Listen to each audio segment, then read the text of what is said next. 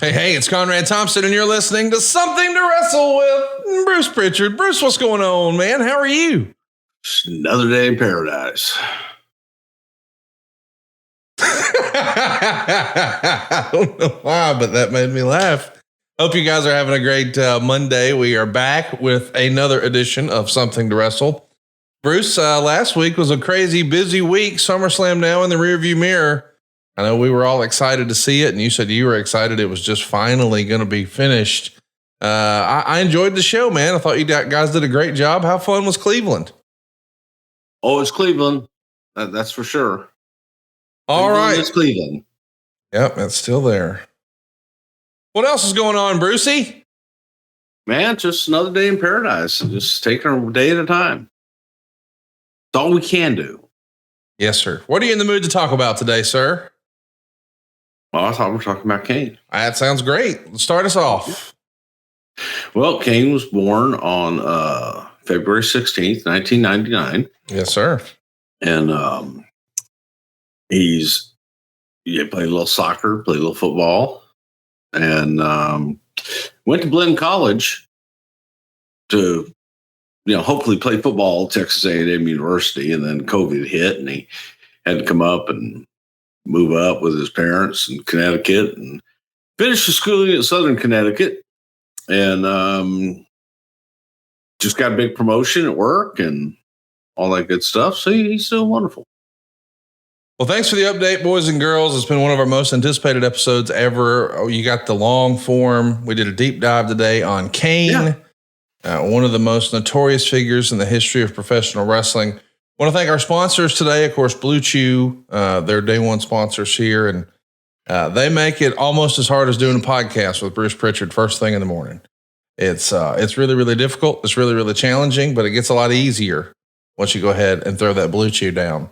Yeah, it's the OG chewable tablet for better sex. It's a unique online service that delivers the same active ingredients as Viagra, Cialis, and Levitra, but in a chewable form and at a fraction of the cost. That's right. This is a real commercial, Dave Silva. The process is simple. You'll sign up at BlueChew.com. You'll consult with one of their licensed medical providers. And once you're approved, you'll receive your prescription within days. And the best part is these tablets are made in the USA. They're prepared and shipped directly to your door. And did I mention that it's all online? That means no visits to the doctor's office, no awkward conversations, and no waiting in line at the pharmacy. Take them anytime, day or night. So plan ahead or be ready whenever an opportunity arises. And BlueChew wants you, that's right, BlueChew wants you to have better sex. Why not discover your options at BlueChew.com? BlueChew's on a mission. They want the entire country rock hard. That's what they've told me. That's their mission. They won't stop until every man is bricked up like a brick house, until every tent is pitched, until every rod is raised. Discover your options at BlueChew.com. And we've got a special deal for our listeners. Try BlueChew free when you use our promo code WRESTLE at checkout. Just pay $5 shipping. That's BlueChew.com. The promo code is WRESTLE, and you receive your first month free. Visit BlueChew.com for more details and important safety information. And we thank BlueChew for sponsoring today's podcast.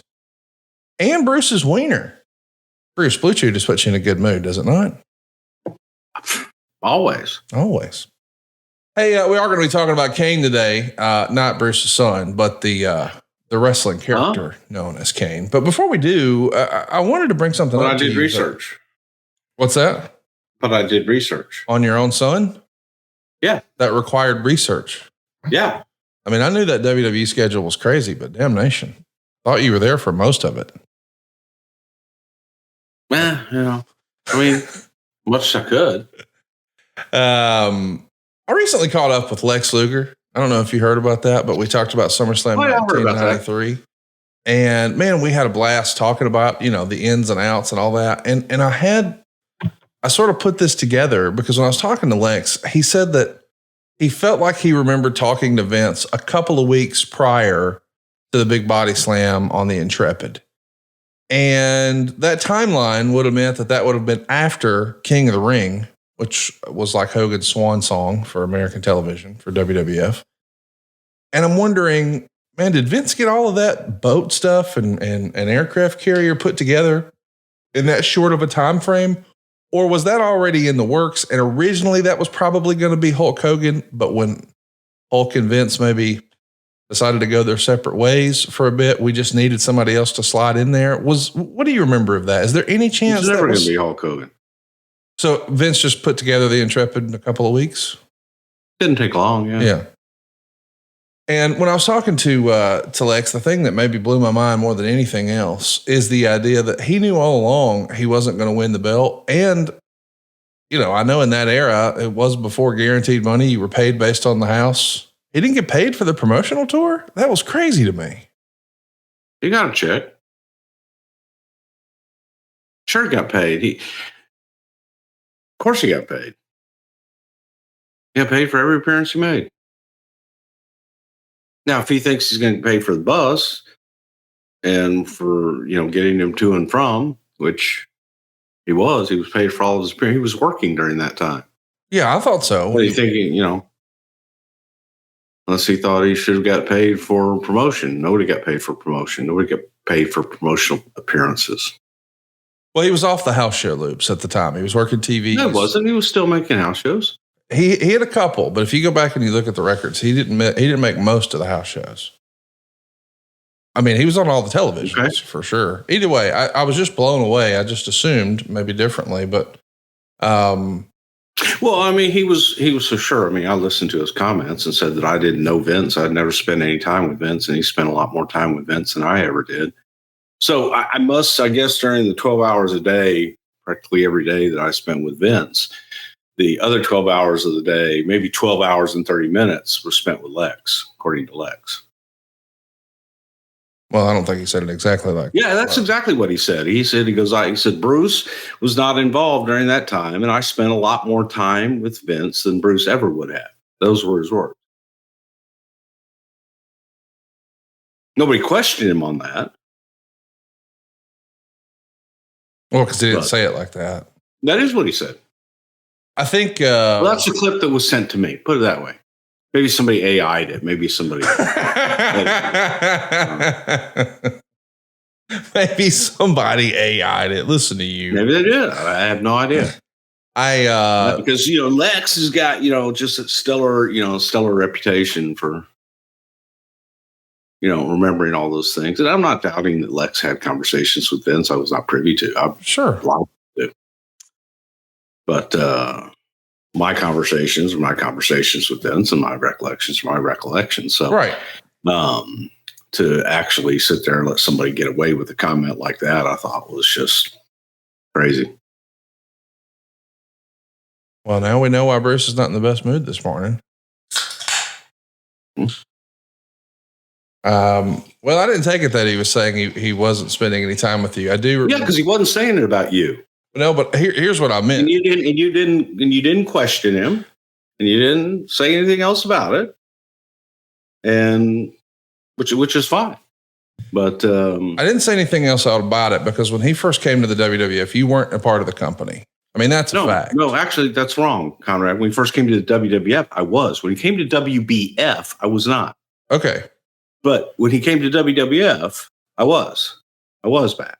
Well, I just remembered you being on a sabbatical when he first joined the company. And I get that you're making the decision. And he wasn't a part of WWF. He joined WWF right before WrestleMania 9. Okay, my apologies. I just remember watching WrestleMania 8 as a kid, and he was there. He was there for the WBF. I get all that.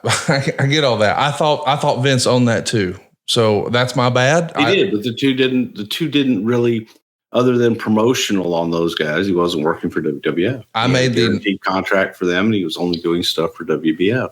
So when he couldn't contractually, when you weren't involved with the WBF, right? Nope. So when Vince was when Lex was working for Vince as a part of the WBF, that's where I assumed they had some sort of a relationship. Great. Sure they did. I'm sure they did. Yeah. I'm not arguing that. Well, when you talk about the time from the time Lex started working for WWF, and you start talking about the time for the Lex Express all the way to him winning the championship and or not winning the championship. Yeah, July to August. And those decisions were not made during the WBF time. Then that was during WWF, and I was there. Well, I'm not arguing that. I mean, we've been pretty clear about that. We've covered all of that extensively. I was referencing, I mean, when he made a mention of the fact that he felt like he was closer with Vince and you weren't as involved, in my head, that's like, oh yeah, that's when Bruce was on his sabbatical and Lex is working for Vince doing the WBF. You're the only one that took it that way, I believe. Okay. I think most other people took it the other way.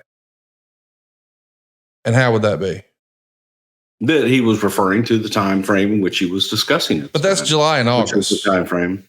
Yeah. Well, it's not like Vince was on the bus with him. I mean, how much time could he be spending with Vince? TVs? I don't know. He said he spent more time with him than. Again, I just made the natural assumption that meant he's getting paid to train. He's probably doing a lot of that with Vince in the WBF.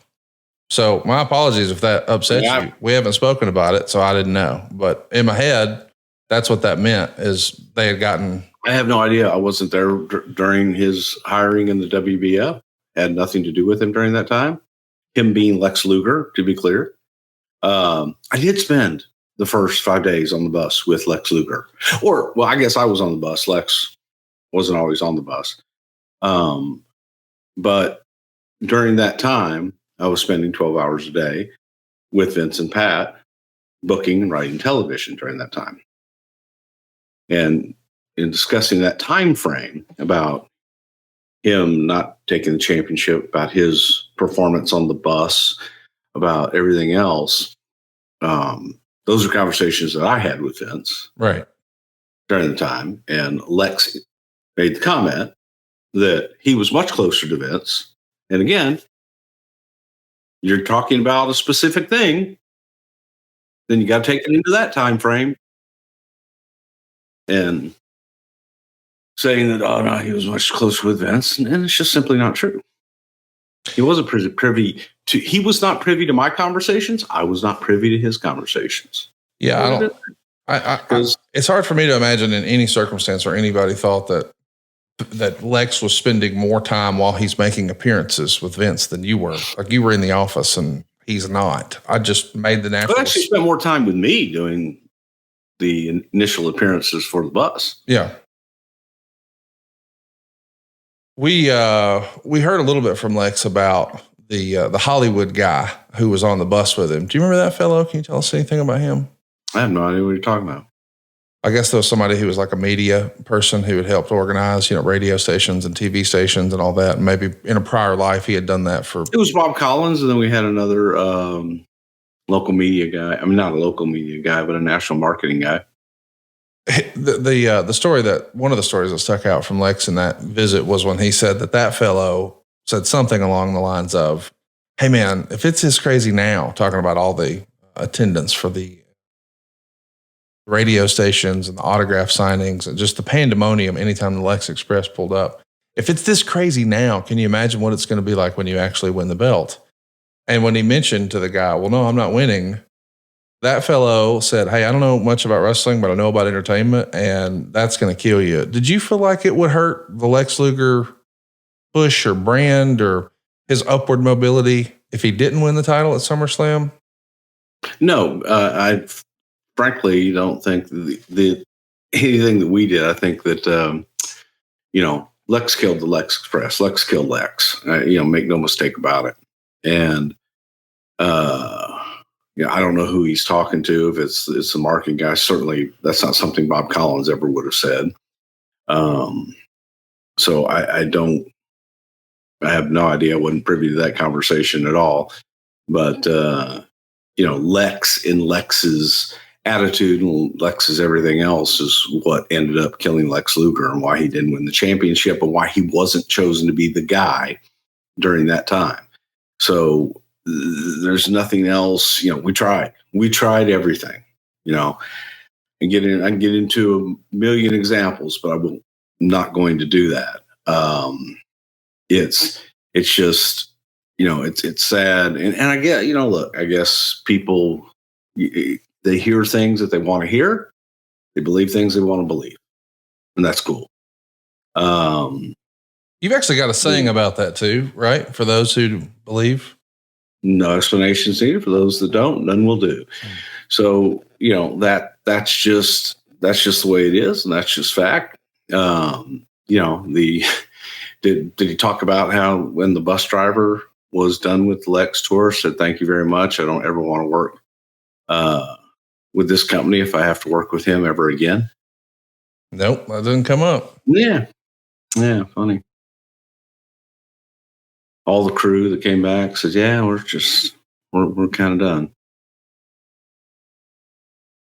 So it wasn't, it was, and I think that from the last times I saw Lex, man, I thought Lex was in a good place. Sound like he was in a good place. Yeah. And I hope he is. But in those days, I think he's looking at it through a different lens. That's the whole conversation at adfreeshows.com. And now, without further ado, Kane, man, this is one of our more requested topics for a variety of reasons, but you sort of rattled it off at the top of the show. I mean, you love this character and this story so much. You named your doggone son after this. And I think a lot of people remember that when The Undertaker first debuted, he was known as Kane the Undertaker. And of course, we're going to talk about Kane, Glenn Jacobs today, the character that he portrayed. But was Stephanie, your wife, Stephanie, not Stephanie McMahon, but Stephanie Prichard, was she on board with naming your young son Kane? What'd she think? I didn't name my son Kane. My wife named my son Kane.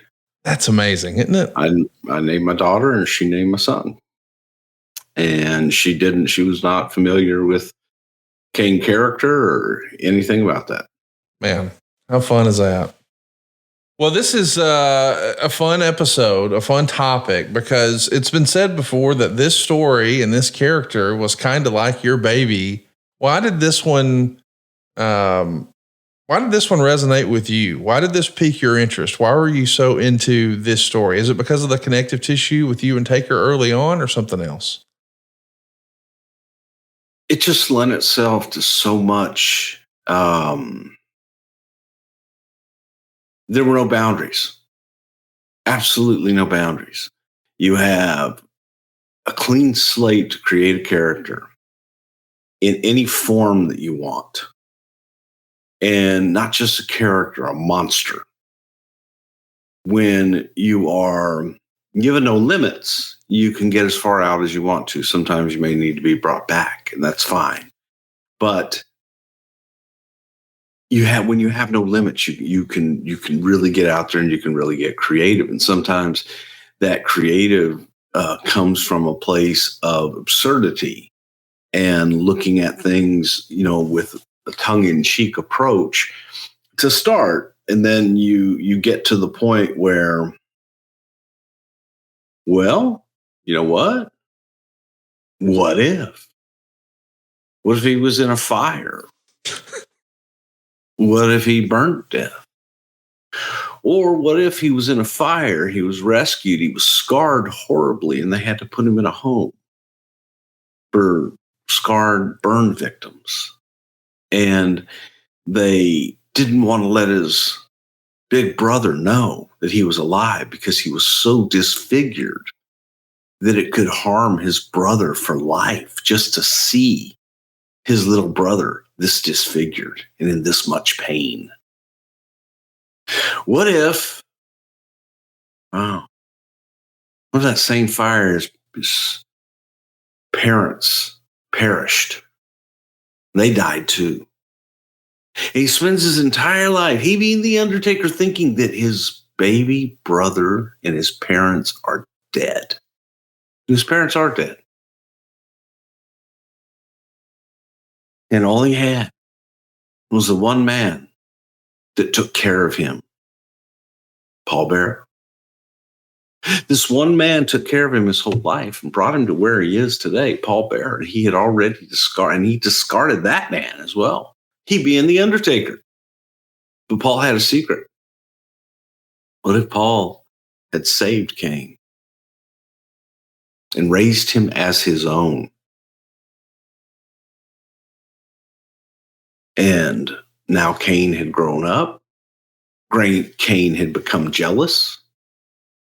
And Kane wanted nothing more than to destroy his older brother, who, from Kane's point of view, never came to see him in the home in which he lived, didn't love him, didn't care.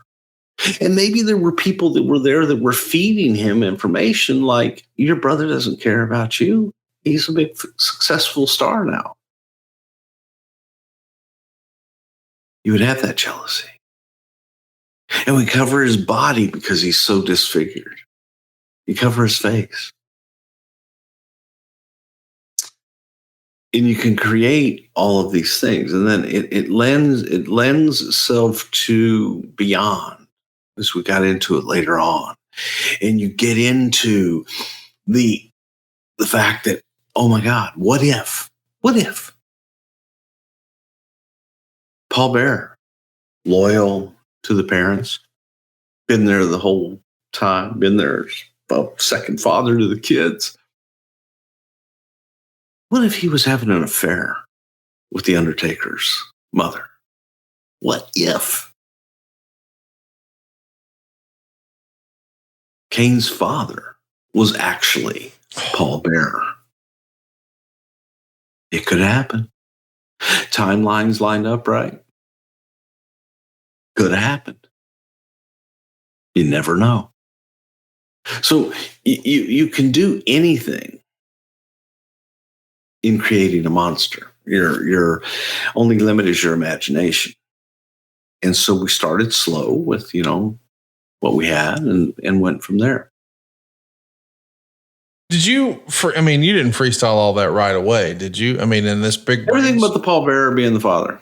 Okay. Literally off the top of my head in a crazy session. Now, when you're doing this session, I know this sounds silly, but I'm going to ask a chicken and the egg question. Was Glenn Jacobs already on you guys' radar from the work he did in Puerto Rico and the work he did in Smoky Mountain in Memphis? And I know that, he had been through the system before as Isaac Yankum DDS. He had been through the system before as Fake Diesel. Are you looking and you have this story and you're like, who can portray this? Or are you instead saying, hey, this is a good guy. He's reliable. He's hardworking. We got to find something for him. What's the inspiration, I guess? Do we have the idea and then he fits the bill, or we got to do something with that guy? I was looking for something for Kane, for Glenn. Yeah. And was there a concern, do you think, that, and I don't know the right word, we'll call it spooky and hocus pocus. The Undertaker had some magic as his character. He could summon lightning and ascend into the heavens, and there's a supernatural slant. Was there a concern that with Kane that maybe that dilutes the original, or was it more of, hey, we need an opponent, this is a cool story? We needed an adversary for the Undertaker, and it was a good story, and not really sure where we were going to pan out. Other gimmicks with Glenn Jacobs had failed, and this was an opportunity where we didn't have to rely on his facials at that point, and we could cover him up, and the story was strong enough that we felt as long as he was able to deliver just even half-assed in the ring at that point, it would have been a hit. That, look, you're going to give it a shot. You're going to go for it. And I think that most of us were thinking, this could be a one-off. Right. That's where I was going to get to. I don't think anybody would have predicted this last decade. It's like, when you lay out the story you just said, it sounds like, okay, that's a 3-month build. That's a 6-month build, maybe a year, but then it blows off and, he goes away. But this character really endured. That probably wasn't even the original idea, right? No, I was looking for an Undertaker specific story. Yeah. Everything about the story was tied to the Undertaker.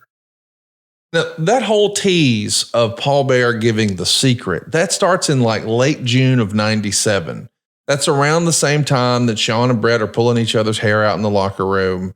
You're not exactly sure what you've got. We're only 4 months removed from Sean losing his smile. We also know that, Brett's dinged up. He's going to need a knee surgery.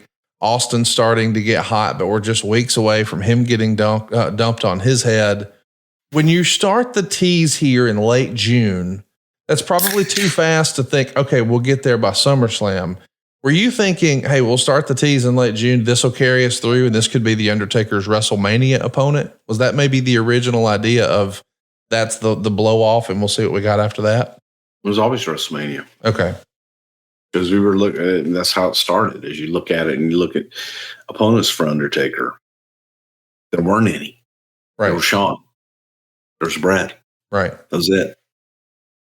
So when you go back and you take a look at, that early era of Glenn Jacobs, I've seen interviews with The Undertaker who said that he really enjoyed working with him, but he felt like he needed to be, I forget the word, intense, aggressive. Aggressive was the word. He wanted Glenn to be more aggressive. And you just sort of in passing said, hey, he had failed in those other two gimmicks.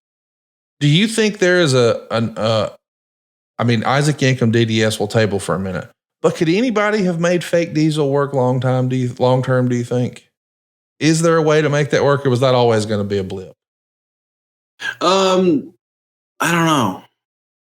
I think that, sometimes the second incarnations are better than the first, and other times they're not. So, that was, I think that the Diesel and Razor characters portrayed by Kevin Nash and Scott Hall were so strong and ingrained in the mind, and it was too soon.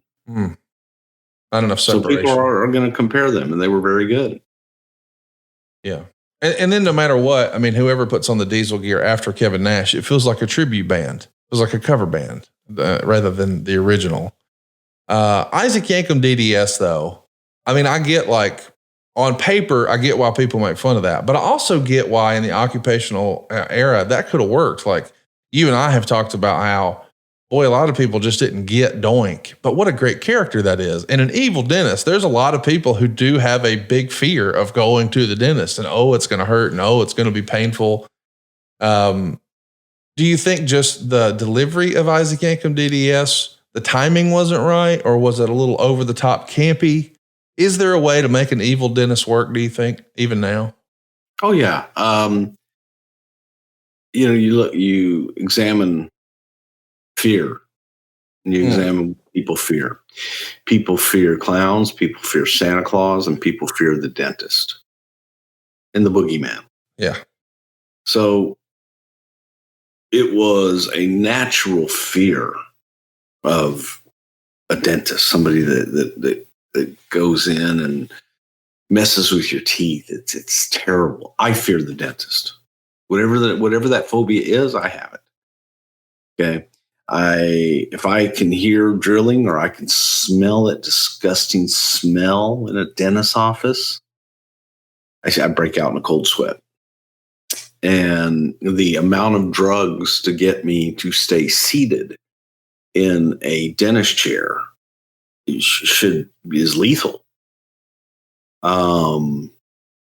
The day after Michael Jackson died, I was in a dentist chair to get some work done, and the only way I can get my teeth cleaned is I'm out. I've got to be completely sedated. Cannot be awake in any way, shape, or form. Not gas, none of that stuff. I've got to be IV in, snoring. Got to be out. So I understood this. I understood the terror, and the fear people have of the dentist. People hate the dentist. It is an easy person to hate. You don't have to know them. What they do is they inflict pain. And they will inflict pain along the lines of, I'm here to help you while I rip your teeth out and make you hurt for the next 6 weeks, whatever the hell it is. Right. So that premise, that's an easy premise.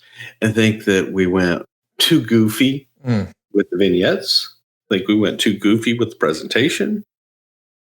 I think having Lawler a part of it just took it over the top and to the silly realm. I see. And it's Then there was a dentist I went to in Houston one time that was a big jacked up guy like Glenn, but just his bodybuilder, big, just jacked it. And that added to my terror. Because usually, all the dentists I'd been to up to that point was little, old Doc Charles, and he played golf with my dad and shit. Hey, how you doing, Bruce? And yeah, does my teeth and did everything he could not to hurt me. Right. And I go to this guy and he's just like, and just, God, it was terrifying. So, Glenn, the look I liked. Right. And then you go back and you think of Dr. Sam Shepard. Mm-hmm. And, you couldn't get more serious than that. The guy was a murderer.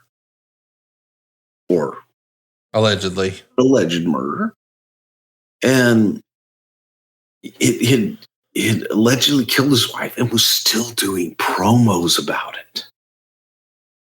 Think of that. And here he is. He's a character as a professional wrestler. And he's still cutting promos on that, I didn't kill my wife. Using that time and that persona. He took the persona that everybody gave him. And just embraced it. So there was a genuine fear. And then he had this very, diabolical, man. You got the mandible claw and you're incapacitated. And if you've ever done the mandible claw and you know how to do it properly, then it hurts like a sumbitch. I'm fascinated with these origins of these characters. I do want to ask, the OG story, and I know we've touched on it before, but boy, it was years ago. When The Undertaker is first introduced as a character, he's known as Kane the Undertaker for a cup of coffee, and we quickly just go with The Undertaker. Was there ever any thought given to explaining that maybe he was using that as a tribute to his brother? Yes. Okay. Yeah, and that was how I came up with the name. Okay. Came up with the name Kane because I like the name. Kane was the first man to ever commit murder. Cain and Abel killed his own brother. That was the basis in Kane the Undertaker. Right. So then it came down to, can you give his brother the name Kane and explain that early on, Undertaker had taken his brother's name as a tribute to his brother who had died in this fire, perished in this horrible blast, this horrible fire. And now it all makes sense why he was Kane the Undertaker. And then he couldn't even, because every time they introduced him as Kane the Undertaker, that was another thought about his brother dying. So Undertaker couldn't do it. He couldn't continue on that way because it brought back such horrible memories, flooded his brain and just flooded his head that he could no longer. It was a mental anguish that he could no longer take, so he dropped it.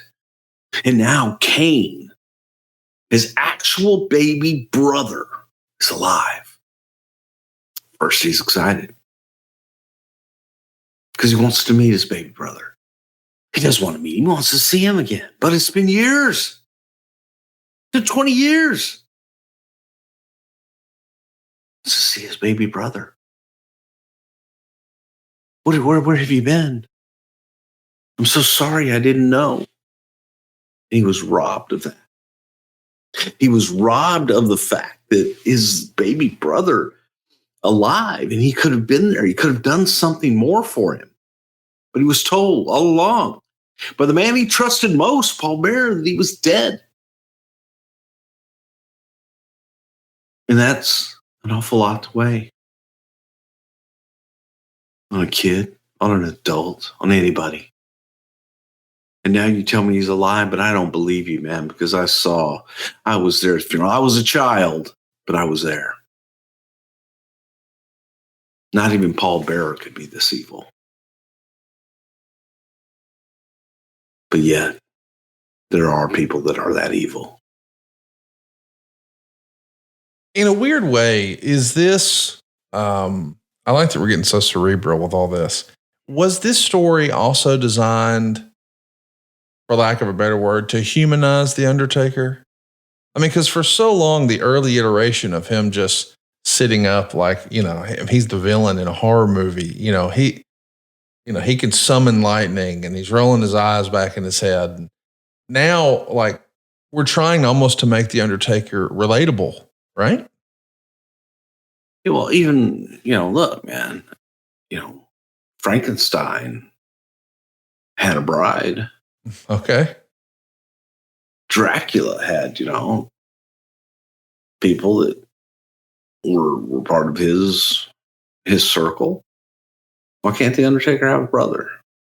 It does. It makes him human. Mm-hmm. Allows him to have human feelings and allows the audience to go, okay, maybe he feels just like I do, so I can feel like he does.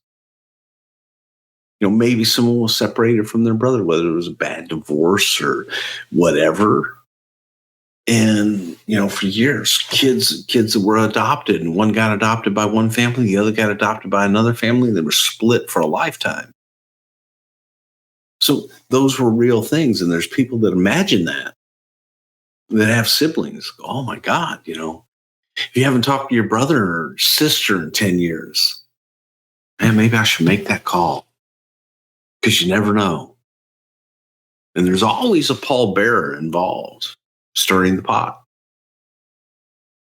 telling each one what they want to hear or don't want to hear, for that matter. Let's talk a little bit about the depth this adds to the character. I mean, Wade Keller gave this a lot of praise in the Observer in the Torch rather, when these promos first start airing. He says, in the long run, the storyline gives the Undertaker a depth of character he's never had by explaining why he's obsessed with death and he's no longer merely a one-dimensional cartoon character. The idea of him being obsessed with death, perhaps as a result of his brother's death, that's pretty creative. That's pretty amazing. You guys did a home run with the backstory of this. Do you think of all the backstories that because I know sometimes you've told us, hey, we used to book year to year. We start with the end in mind and work backwards. But this just sort of evolves. Like, it's not like when you first create this character for The Undertaker back in 1990, you say, well, 7 years from now, is this the most or the best perhaps backstory that you've been able to apply to any character in the history of wrestling that you know of? Definitely the best one that I've ever done. Yeah. I think that it was,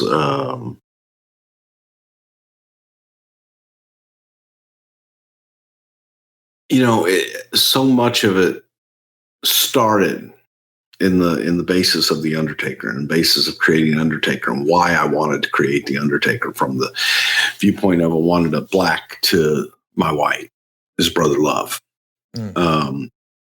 So we played with that so much, and I had the elaborate story for the Undertaker too, very. And it was, some of it came from when I was when I was going to do the deal at WCW before I came back to WWF.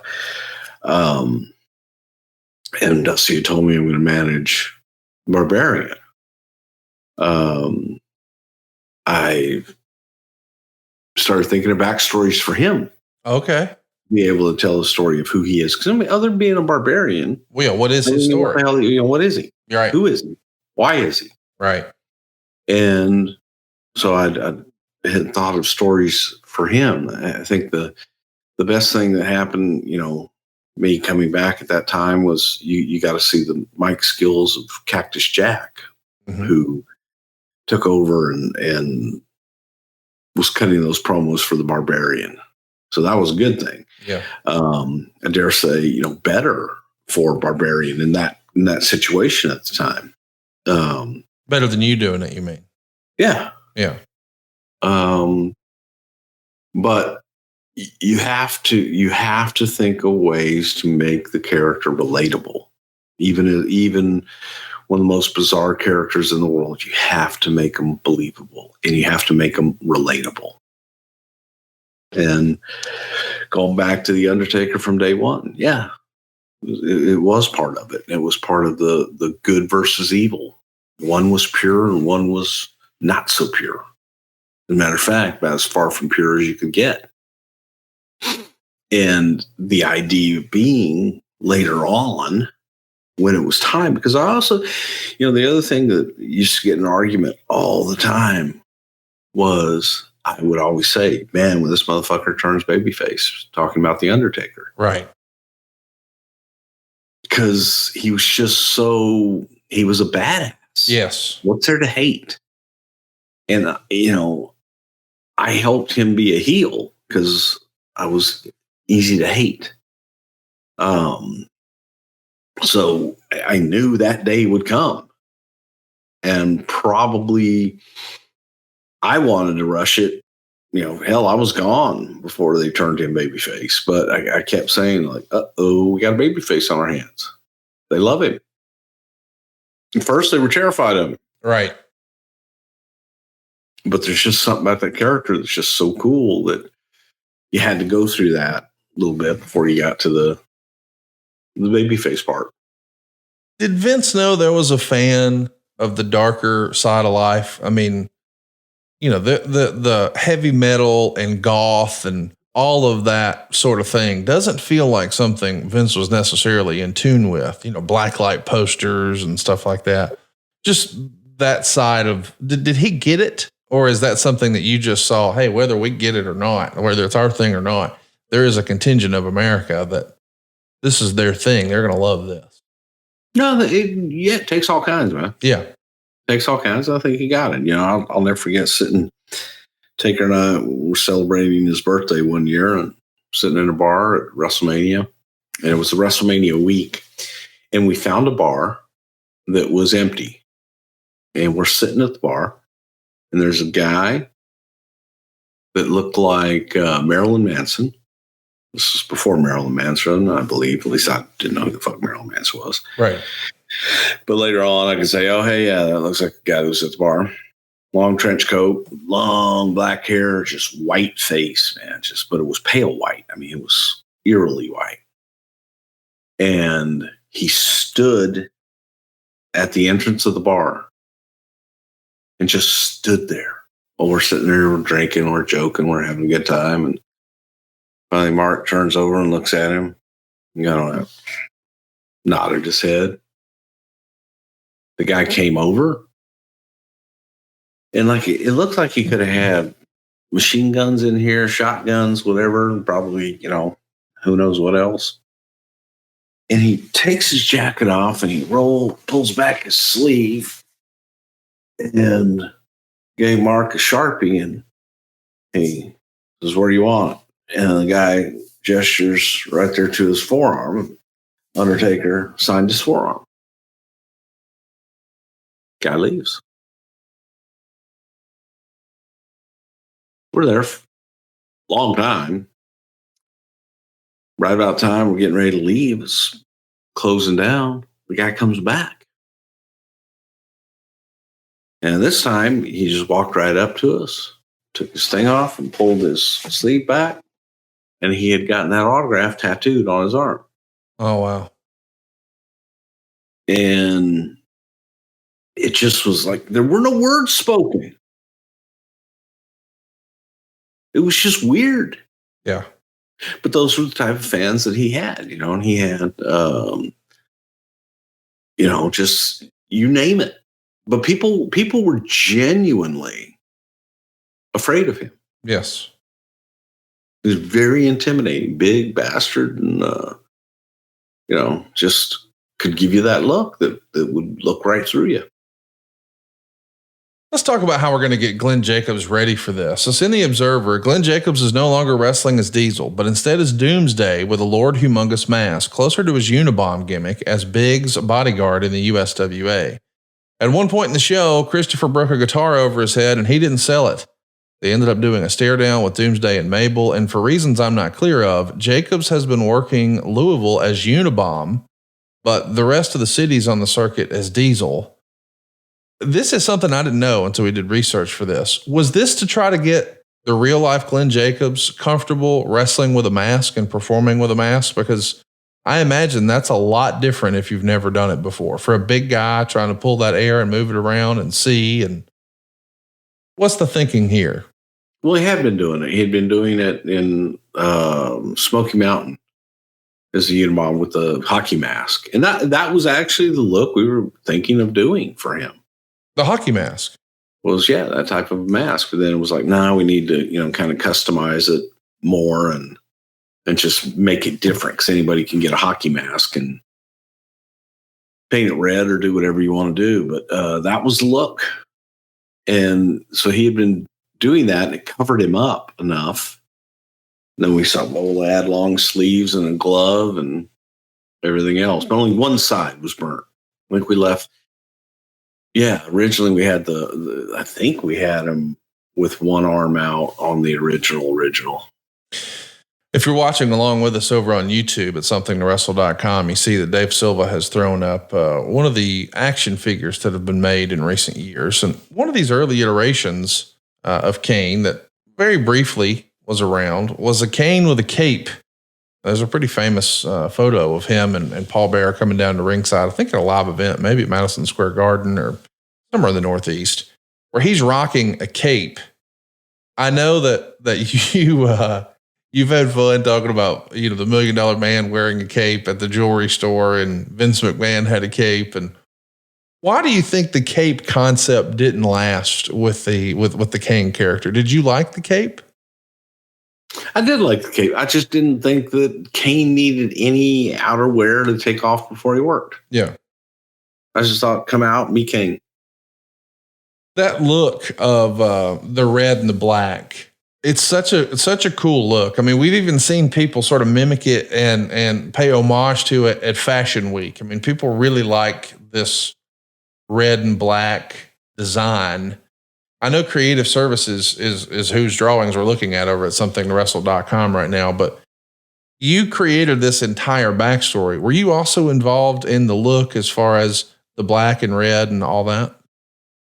Yeah, as far as all the initial iterations of it, giving them feedback on what we saw and how we saw him. And it was the fire theme was a big part of it as well. The fire theme, because he had perished in a fire, allegedly, was a big part of who this character was, because we kept with the story. Man, it was a fire. It was a fire that killed his parents. It was a fire that really damaged his little brother. His little brother just didn't pass. So that's where really the red and black came from. It kind of reminds you of fire. Yeah. And it was evil in its tone. So, they were perfect colors for Kane. We've spent a lot of time just brushing with broad strokes on this show before, saying things like Creative Services. Is there anybody in particular that you really clicked with and meshed with you'd like to give a shout out to? Somebody you would look back and say, man, I really enjoyed working with him. That dude really got me. He spoke Bruce. He understood what I was saying.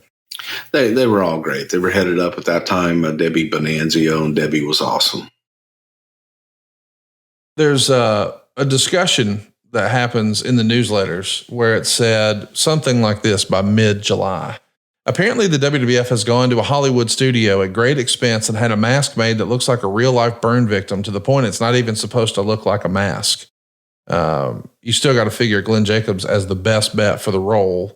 Do you remember that? Is that nonsense, or did you try different versions of a mask that maybe would have included something that looks like a burn victim? Oh, we looked at a lot of different things. I think to try and pull it off as if it was, not a mask and do it like a burn victim was not something that we looked at seriously, because we wanted to cover him up. That was the idea. It was a shame that I'm ashamed of the way I look. I want to cover myself up. Don't look at me because I'm hideous. So I don't recall ever doing anything to try and get a mask like that made. Once you guys know that you're going to be moving forward with Kane and you're going to do this with Glenn Jacobs, do you bring him up and go through, hey, here's the way we need you to work? I know that sounds silly. I'm not saying like, here's how you do a headlock takeover, but like he moves differently. Like you want him to have, you don't want him to wrestle like fake Diesel. You need some movements that have some connective tissue to the Undertaker. Are you involved with that process as well? Did you have a vision for, the way he would turn his head and all that stuff? Or you guys just work through that together, or talk me through that? He kind of worked through it. We talked about changing it up, but all of the discussions were mainly focused on aggression and just an intensity about him. So the rest of that was just a work in progress. It was constantly a work in progress. The puppy dog head, where he'd tilt his head and just kind of look at you, had so much expression. To be able to get that much emotion and expression from a guy in a mask that big, that's talent. And it says something too to the backstory, because you could read his eyes and you wondered what's going on in there in that one eye. So it was a work in progress. It was a constant work in progress that like that, don't like that, keep this, throw that away. And as with all great talent, you have to get through it. We would read in the newsletters that he's finishing up everywhere at the end of July. And so Glenn Jacobs is headed to the WWF. One more bite at the apple. This is going to be his third iteration on the main roster. He's served his time as the evil dentist and the fake Diesel. But I think a lot of people expected that he might debut sooner than he did. I mean, this whole tease starts in June. We push it through June, July, we're into August. And there's an expectation and speculation, maybe is a better word, that, hey, we're going to see him at Ground Zero in September. We don't actually see him until Bad Blood in October. Do you remember pushing the timeline back because you were trying to fine tune some other details of the presentation or the character? Or was that always the plan and fans and readers of the newsletters were just anxious? Well, I think everybody was anxious. We were anxious as well. And when you're looking at it, you're still looking at the end game of the first time that they ever touch is at WrestleMania. Well, if you do it too soon, it's a long time not to touch. I got you. Those are a lot of hurdles to clear. So the longer you can wait before you ever see them, the better. And at that time, didn't have the monthly PLEs the way they are now and things, and it just didn't seem to move as fast. So you had, we did have monthly, but it was in your house wasn't as special. Yeah, it was just different. I want to ask you about that, because the timing of the way it all happened is really amazing. Because if you would have done it at Ground Zero, it just would have been a regular match with Shawn and the Undertaker. But him being involved in the very first Hell in a Cell just feels appropriate, doesn't it? And I mean, you're trying to get over the strength of this monster, and he's going to rip the cage door off, and it's so well done. I'm wondering, when you have this idea percolating, okay, we know we're going to get there. This is going to be what we're doing for the Undertaker at WrestleMania. Hey, now the Undertaker is going to be in this new cage structure. Did that timing just line up? Like, when you knew you were going to do a Hell in a Cell, is that sort of the aha moment where everybody goes, oh, that's got to be where we debut him?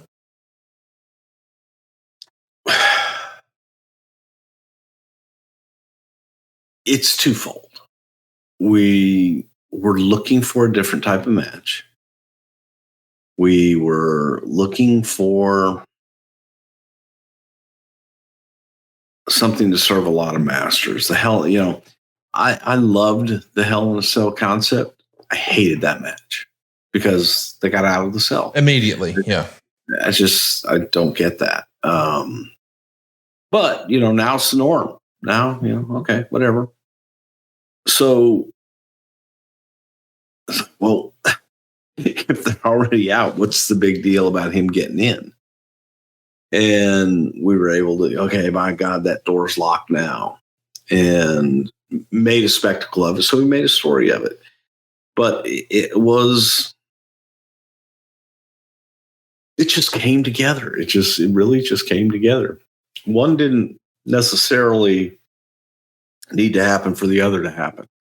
I think we could have done it, any way that we wanted. The entrance was a big part of it. I know that originally had a tunnel of fire that we wanted to walk them through. The only issue with that is the stuff that you put to make burn was dripping down from the top of the little structure that we did that would make the circle of fire. And we was catching everybody on fire. So we ixnayed that. Just did the sides. But in my head, thought it'd be pretty cool to come out through a tunnel of fire. It would have been amazing. We know that Bad Blood goes down October 5th, 1997. What an incredible pay-per-view it was. The main event is unbelievable. It's the very first Hell in a Cell with Shawn Michaels and The Undertaker. About as good of a match as you could see. And then we get tons of story right there at the end with the debut of The Undertaker or the Kane character, The Undertaker's brother. We finally get to see him after all these teases all summer long. When you actually see him walk to the ring in this outfit, nose to nose with his brother, delivering his brother's finishing maneuver to him, the tombstone, live on pay-per-view. Are you pleased with this first impression that you've given the WWE universe here? Ecstatic. Great debut. This is one, where it came off exactly as we had envisioned. So ecstatic. It was tremendous. What did The Undertaker think of the presentation? Was he happy? Loved it. Was the real life Glenn Jacobs, how does he feel? Because this has to be a whole new world from debuting Isaac Yankum and Fake Diesel. He was absolutely high as a kite, not jelly roll high. He was very happy. We would see when he's doing that first tombstone, and again, it's dark. We're gonna dim the lights at the Hell in a Cell, but it did look like, he's turning the Undertaker a few times, maybe trying to find the hard cam. Was that a function of the mask maybe not being fitted to where he could see properly, or is he just trying to show off to the audience, hey, here he is, and down he goes? Probably a combination of both. Yeah. We would see when Kane does start to wrestle, he's going to squash Flash Funk. They're going to have red lights shining through the area. And I know that this doesn't last for very long, but at least in the early iteration of Kane, when he would wrestle, we're just going to bathe the ring in this red light. And I know we've tried this a few times before, or since rather, in WWE, but this is the first time I remember seeing something like this. What'd you think of, hey, let's make everything red, and why didn't it last? Well, it's an interesting concept. It was just a horrible application. Didn't work. Sounds cool, sounds neat. But when you're watching, especially as a live spectator, it is difficult to see, and it takes away from everything you're doing in the ring. So I don't think it worked. If you're trying to build a Kane character, someone who has some connective tissue to The Undertaker, who better for a first opponent than Mick Foley? One of The Undertaker's toughest opponents, especially in that era, one of the more notable ones. So he's almost immediately going to be programmed with Mick. He's going to no-sell chair shots for Mick, choke slam him on the ramp. Was Mick just the obvious choice for first opponent for Kane because he was a credible threat or what have you? Huge name. And it's somebody, if you're not going to have that impact with The Undertaker, then have that impact with the next best thing. And the next best thing at that point in time was Mankind. I know that, we hear a lot of podcasts and a lot of people who use their platform to talk about the importance of selling. And I've even heard somebody attribute a quote that I'm going to butcher from Pat Patterson about, hey, if you want to sell pay-per-views and sell tickets and sell merchandise, you sell in the ring. But in a case like this, where you've got this villain horror movie monster, that's like the opposite of what you really want. You need him to be this, Superman. What's it going to take to get this guy down? Is that the key? How critical is that to getting over a monster character, the quote unquote no sell? You've got to have insurmountable odds. Yes. You've got to be able to create something or somebody that can't be stopped. And the person that you keep them away from the longest, that's your hope that is the one person that can actually come in and do something about it. And if you see them go through other people seemingly effortless, then by the time they get to your hero, you're going to have doubts. Can my hero do this? And then you're happy when they finally do. So that's what you want. Do you think that there was any contingent of the office or the locker room or just whatever that perhaps Glenn was still too green for this role because he did have the two less than awesome experiences before? Or was it just another opponent for Undertaker and we're just going to wait and see? Could be a year, could be a month. Let's just see. I think Glenn stepped up immediately. I think that in this particular incarnation that you saw a vast difference in the human being Glenn Jacobs as Kane versus the guy that portrayed Isaac Yankum, the guy that portrayed Diesel. You saw a different fire. Now, keep in mind, I still think that there was a lack of intensity and a lack of immediacy and aggressiveness. And this is where, the famous line of, somebody talking to Glenn, so you need to find your inner asshole. You're not asshole enough. Okay. And, which is great advice when you're trying to get someone to get off their ass and just stop being so damn nice and so giving to everybody and everything that it's to your detriment. Get your inner asshole, find your inner asshole, become an asshole, and, not to where you're, fuck everybody, but at the same time, be a little selfish and find the asshole in you to step up and say, no, man, this is the way we're going to do it. One of the other things I wanted to ask about is the presentation of nose to nose with the Undertaker, because I know that we want him to go nose to nose, but we don't want him to touch, but you're looking for that big stare down. And of course, these days you see that a lot at boxing press conferences or UFC press conferences. Like the nose to nose stare down is critical. And we almost never talk about this, but there are wrestlers out there who use lifts in their boots. And Chris Jericho actually wrote about that in his book before, that even before he met Vince at Vince's house, he put lifts in his shoes. He wanted to make himself appear taller. The real life Glenn Jacobs probably would never imagine he would need lifts. But if we want him to look bigger than the Undertaker and we're trying to make the Undertaker look like the underdog, then you do need to be taller than him.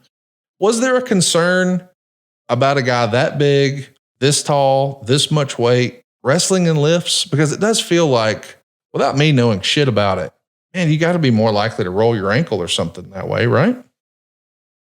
No, not if you're used to it. Not if it's all you work in. Right. You become used to it.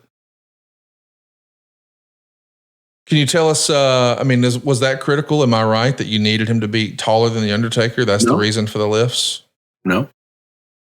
He just did it. I mean, that was not something that anybody mandated to him. Say, okay, you need to be taller than the Undertaker, get lifts. Never. That was never a discussion. It's probably just something he did.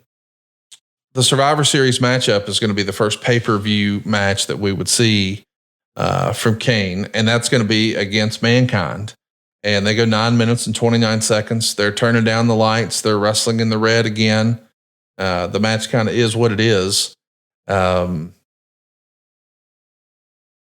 Let's talk a little bit about the story, because the story is bigger than the matches. You see that the ring basking in the red light. It is interesting, but I could see how, it is tougher to watch maybe. Do you think in an alternate universe, Kane was a perfect fit for like the cinematic matches that we did during the pandemic maybe? Oh, he would have been great for that. Yeah. Kane absolutely would have been great for some of the cinematic matches. But at the same time, that's, that was something that had to grow. Whenever you have a live event, I think people want to see that live event take place in front of them. Live. So, he would have been good. That match that everybody loves talking about was November 17th, 1997. It is indeed, November 15th. It is a Madison Square Garden house show. This is the show where Kane comes to the ring wearing a cape. I don't know why fans have gravitated to this, but they absolutely loved it. There's video of it out there. It was on WWE.com. They even made an action figure after it. WWE's Most Wanted Treasures television show went to Kane's house and they featured the cape. Man, the cape was over. You were right when you threw the $1 Million Man on a cape. Why do you think wrestling fans are so fascinated with this doggone cape? Capes or heels? You got to start wearing a cape around TV. I think that'd be awesome. No, I don't need one. They just know you're a heel, just natural born. Yep. Absolutely. We know that you guys are going to start to turn the things around in early 98 as far as your competition with WCW. We're going to debut Mike Tyson. The Stone Cold era is about to be upon us. And we're also going to be paying off Kane and the Undertaker. As you get towards, January of 1998, let's call it Royal Rumble time. Were you feeling anxious about pulling the trigger on Kane and Undertaker, or did you prefer the slow build? Oh God, I think we were all anxious. It was one of those that was such a great build that you wanted to get there, but there was also a feeling of anticipation. And man, I can hardly wait for this day. I can hardly wait till we get to do that. And there was that really good feeling of anticipation that I think outweighed we should go ahead and pull the trigger on it right now. So I think that was the right call, because by that time, it felt like a long build, and it was a long build, but it was what it was. It was good. The way you keep that story going at Royal Rumble 98 is incredible. Not only do we see Stone Cold Steve Austin win the Royal Rumble and Mike Tyson looking on from a press box, but the way we go off the air, what a visual. Kane is going to get involved in the Undertaker's title shot against Shawn Michaels. This is, of course, the famous casket match where Shawn would hurt his back on the corner, and a lot of people think that's going to be the end of his professional wrestling career. We know he comes back at SummerSlam 02 and is phenomenal, as maybe the best second act in the history of wrestling. However, the visual to finish this show, not just the doggone casket match, but we're going to have Kane come out and set the thing on fire in a major way, in a way that was probably not something the fire marshal approved of happening. Goodness gracious, look at that blaze. Like a fire like this with an axe and gasoline in the wood casket. I mean, this is an incredible visual, something bigger than we've ever seen before in the WWF. I mean, casket matches in The Undertaker go back to 1990, but never have we seen anything like this. And of course, if you were there live, as I understand it, The Undertaker's voice came over the PA system and let the fans in the crowd know, I'll never rest in peace until I meet Kane again. So we're trying to not let kids think they just witnessed a murder, but the visual of Rumble 98, talk me through that. What an impressive moment that was. You're welcome. Had to take a walk that day, I bet. It was, the only way to do it. That's where you learn your little things that, in school, they go, why am I learning this? I'll tell you why you learn it, kids, because there's going to come a time when you're pouring gasoline and other flammable things on top of a sealed casket and putting a match on it. It's not going to go up the way that you want it to. And then you're going to realize, well, you know what, man, in school, I learned that fire needs oxygen. Need a little air. So there's a way we can't open up the casket because that would be bad. But if we just have a hole that we can put the most of the gas and everything into, that would then fire up. Oxygen is your friends. Oxygen is your friend. And yeah. Burn, baby, burn. What a visual. When the show is over. So all those kids out there, pay attention in school. Yeah, oxygen. It's the magic. Yeah, because we had all the experts out there. And I was, well, is there a way to get inside that thing? Because oxygen will help. Stay in school. Chat me up a little bit about the aftermath of the show. What's more pressing?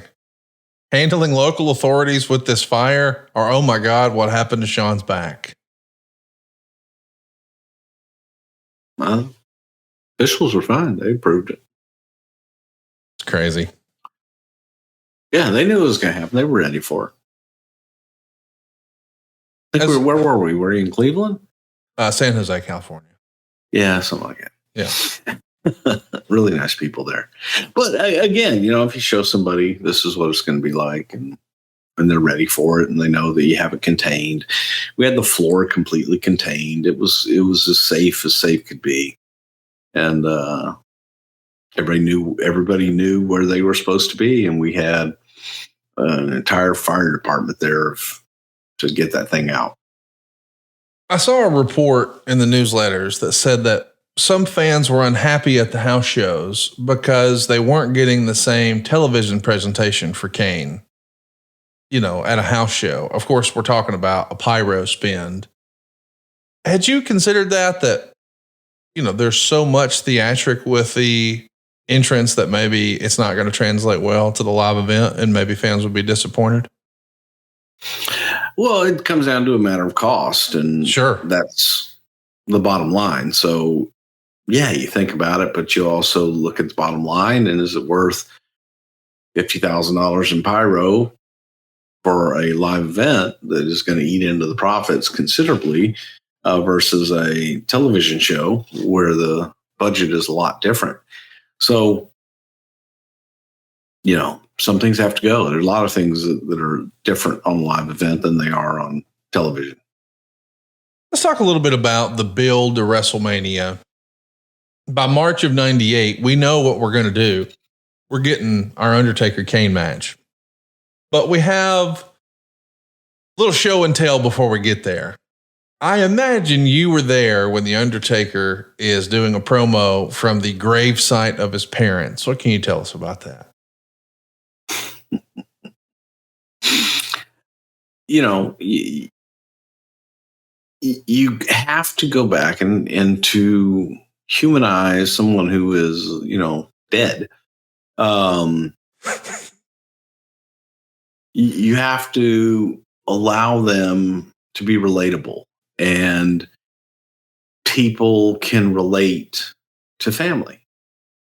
For those who have lost loved ones, lost your parents, lost a sibling, what have you, you know what that feels like. It immediately taps into you. I will say that I watched a movie. God, I can't even remember what the hell the movie was the other day, but it was about kids, and it was a father-daughter moment. I know what it was. It's Poltergeist, and Wait, it was the father. You watched the OG Poltergeist in 2024? What's that? You watched the original OG Poltergeist in 2024? No, I watched, and I had never seen it. The new one, the remake. Okay, I didn't see that either. It's not as good as the original, but I get emotional when it's relationships like with a father and son or a father and daughter and everything, because I can relate to it. So it's different when you tap into emotion. So anyone that's lost somebody, that was what that was for. And that was, Undertaker going to speak to his parents and talk about what he was going to have to do to his brother, who he thought all along was right next to them. And maybe now it's time that his brother join them. And he's going to bring them his little brother. It just, again, it was emotional. It was being able to tap into emotions that everybody has that they can relate to. Well, something we can all relate to is not sleeping good, not getting a good night's sleep, waking up with a sore shoulder, feeling like, man, something's going on with my knee. Is it about to rain? Whatever you got going on, theamazingkind.com can hook you up. Bruce has been put through the ringer in the last 18 months, and he's had multiple surgeries, and he knows whenever he's not feeling good, he can reach for the Amazing Kind. They've got CBD topicals. That is exactly what it sounds like. If it's hurting, rub that on it from theamazingkind.com and you'll feel better. They don't just have CBD, by the way. They've also got CBG and CBN. If you're looking to focus, they can hook you up. If you're sore and hurting, they can help you. If you've got some skin issues, even like eczema, this can help at theamazingkind.com. But maybe you're having trouble getting to sleep. Just a couple drops under your tongue from these oils, these infused oils. It's good for what ails you. It's theamazingkind.com. And just like us, the founder is a huge wrestling fan. He actually used to work for the WWE as a producer and editor, working on their commercials and marketing. And now The Amazing Kind is a family-owned business with high-quality topical balms, creams, and gels for your muscles and joint relief, along with infused oils and soft gels for mood support and sleep. By the way, the infused oils from theamazingkind.com are made from all-natural sun-grown hemp and infused with nutrient-dense MCT oil.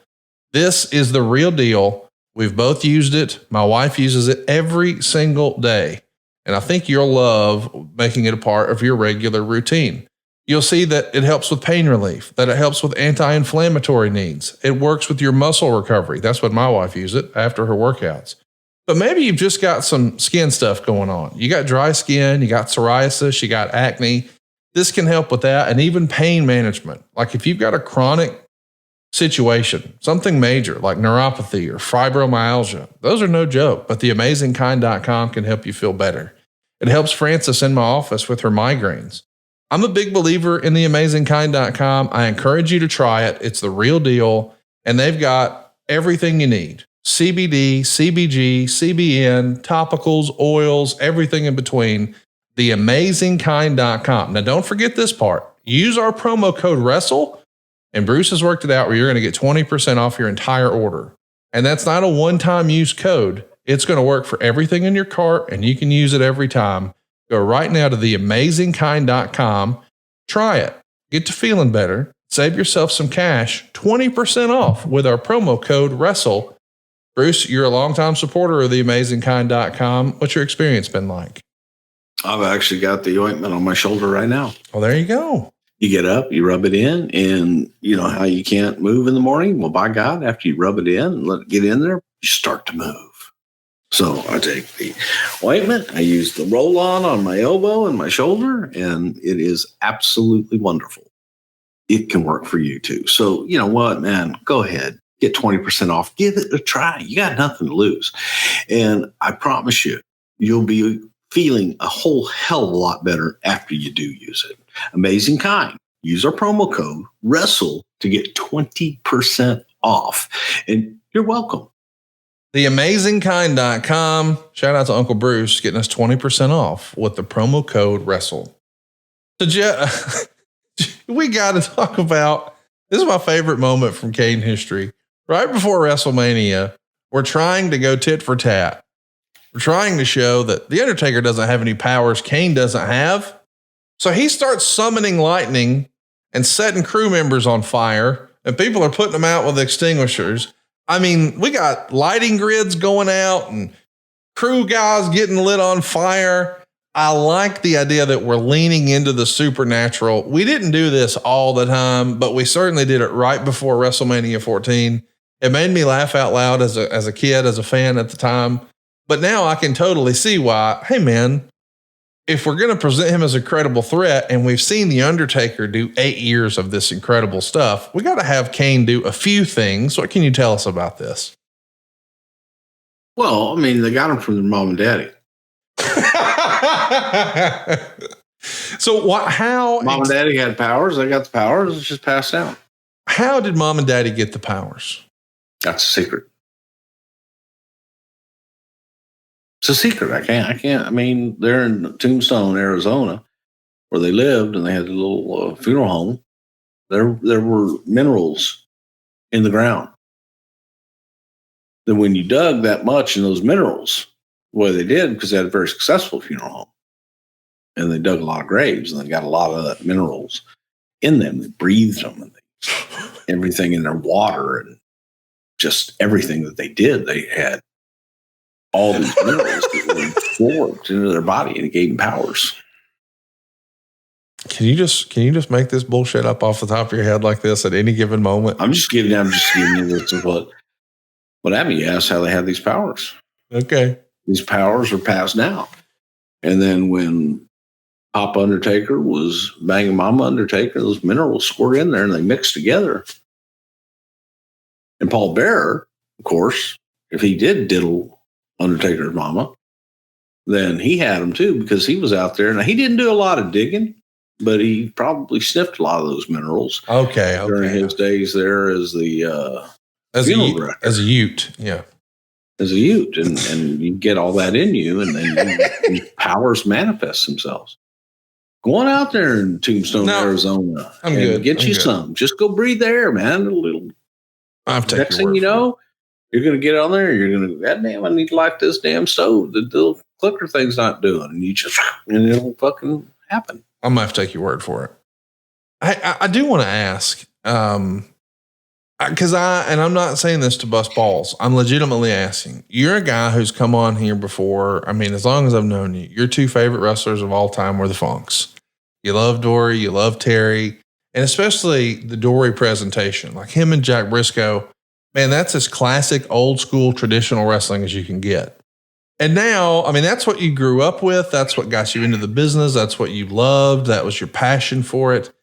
And now, man, we got people summoning lightning and people are catching on fire. And are there voices in the booking committee, in the office, old school voices, or even you yourself? Are you hearing like Paul Bosch's line of thinking of, hey, we're going too far with this? How do you reconcile both of that? Like, you like the plain trunks and boots and we're doing spinning toe holds, but we're also shooting lightning bolts. We're a variety show. And I usually ask myself, practically on every suggestion. I ask myself, what would Paul think about this? What would Vince think about this? What would Watts think about this? What would Gary Hart think about this? And then, I weigh that with, what do I think about it? And I think that there, somewhere in there lies the rationale. By listening to the audience, and what does the audience think about it? And the only way to find that out is to try it out on them. So if they buy one thing and they're enjoying that, then give them more. I see. And I think the audience definitely, enjoyed that. If that were, if the case were, well, we're going to have black boots and black tights and ding, ding, ding, and we're going to have catch can. Yeah. Wrestling and grappling and all that stuff. And oh boy, he caught him with a vertical suplex. 1, 2, 3. That's it, folks. There's some good sportsmanship. Shaking hands there. These two guys, fine college athletes. Who the fuck cares?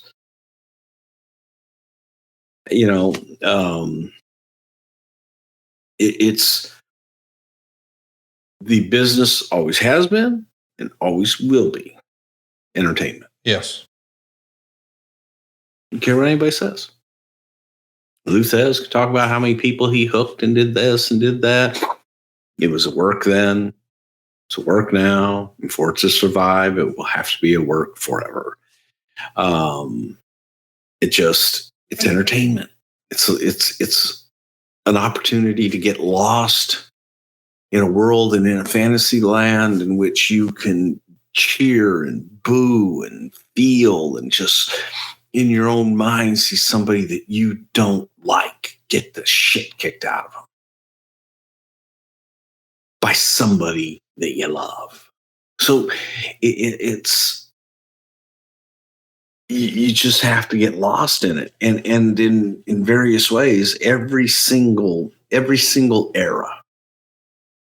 I've been doing this for over 50 years. Where I've actually gotten a payday in this business since 1973, and I even looked at it as a 10-year-old kid. I looked at the business and the psychology, not even realizing that I was, but I would ask why. And I enjoyed it. I knew what I liked.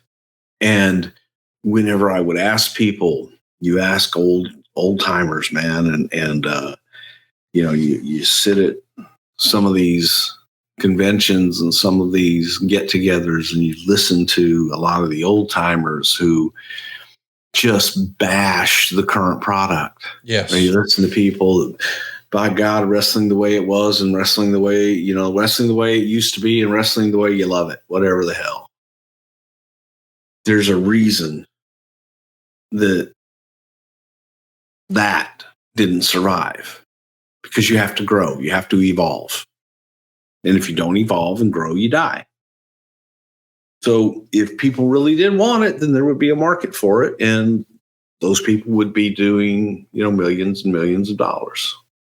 But you have to grow. So you have to take chances. You have to take your own beliefs and weigh them against, this is a business. Okay, is this going to draw? Is this going to make us some money? Is this going to get people off their asses, go get in a car, take their kids, go down to the arena, buy some tickets, walk inside, get a hot dog, get some beer, get a soda and popcorn, and sit down and watch this show and cheer and boo and just do anything you want to do, but enjoy the show.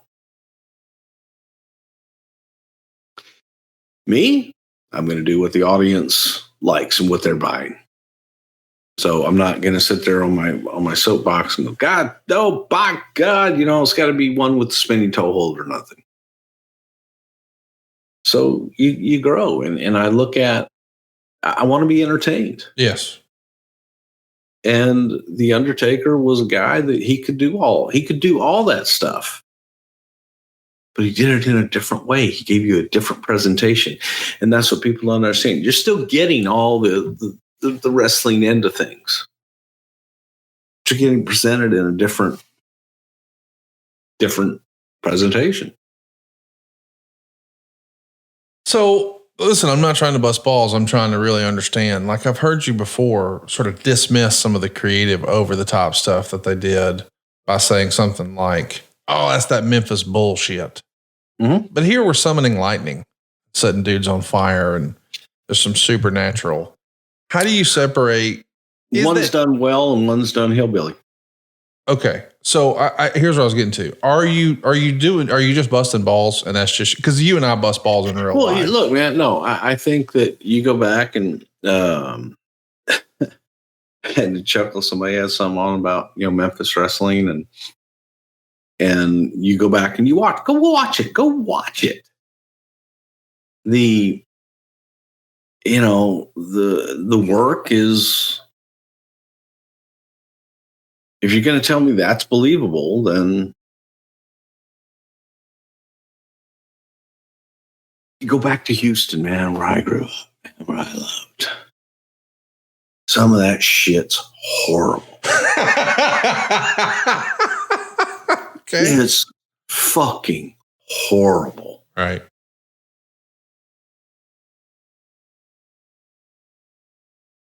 But in the moment, it's all we had. And it was the greatest thing on earth. But you go back and watch, I give Jerry Lawler this, man. Jerry Lawler fucking was exciting. Jerry could go. Jerry had a great punch. But a lot of the guys around him, some of the hokiest shit you'll ever see. When I go back and I watch old Houston tapes and watch some of that shit, and some of it is some of the hokiest shit you'll ever see. Like, just not good. But at the time, through a child's viewpoint, right, and even through an adult's point of view, it was, by God, that's my guy. That's Wahoo McDaniel, by God. They ain't going to get that Johnny Valentine, that Russian Boris Malenko. They going to fuck him up. And you believed it. I don't think people believe anymore. They want to be entertained. Right. So the work, the business, the presentation, everything about it has changed. Evolves. And it has evolved. Yeah.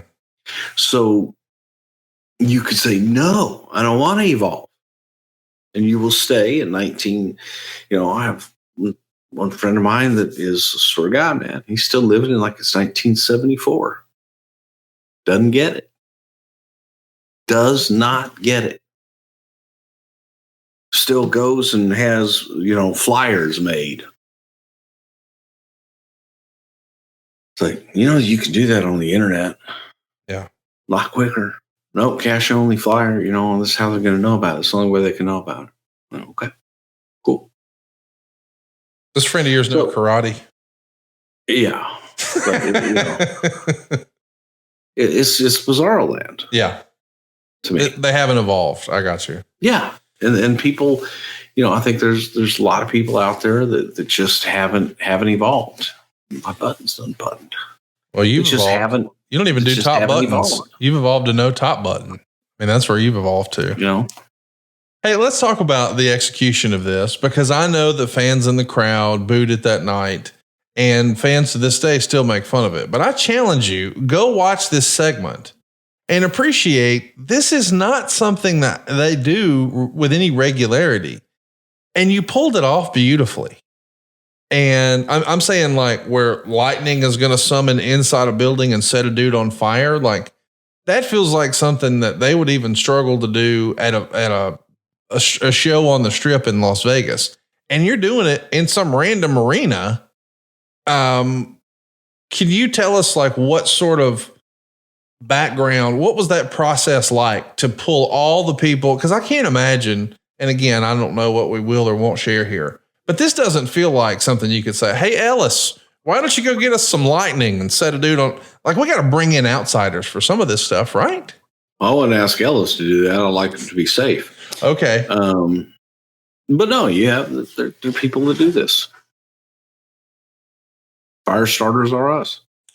I love you for that. I was not ready for that. And every now and again, you'll just hit me out of left field with something. All right. We burn people up and shit. .com.